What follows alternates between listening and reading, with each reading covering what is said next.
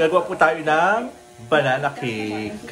Magandang araw mga Chiki Loves at sa mga beshi kong expired. Gagawa nga pala tayong banana cake for today's video. Nakita yung banana, ang lalaki, di ba? Ang sarap. Actually, dapat ang banana dyan yung kulay green na masarap. Kaya lang minsan parang wala dito. Pinapakyaw siguro ng mahihilig sa saging. Sa mga nagtatanong kung paano gumawa ng banana cake, ituturo ko na agad-agad. Saka ilalagay ko sa comment section ha kung paano ko ginawa siya. Para hindi na kayo magtanong mga Chiki Loves at beshi kong expired. Ay nako, pag natikman to ng mga partner yung mga Chiki Loves at beshi kong expired. Ay nako, humanda ka Chiki Loves at beshi kong expired. Dahil lagi na nila kang pakakainin ng saging at pauupuin sa kanilang mga saging. Eme!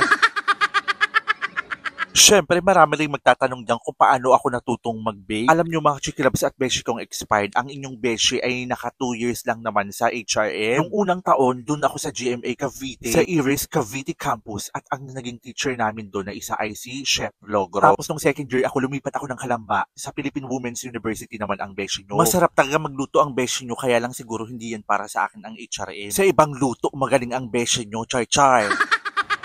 Yes guys, so Chiki Loves at beshi kong expired. Tapos na yung niluluto ko. Samahan niyo ko, kunin natin.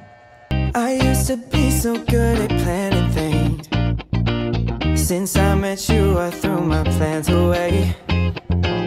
Coffee at night and 10 a.m. champagne. We can spend a week in London or LA. Yeah, there's something about the way we get lost in every moment. Perfectly unfocused. Nothing's quite the same.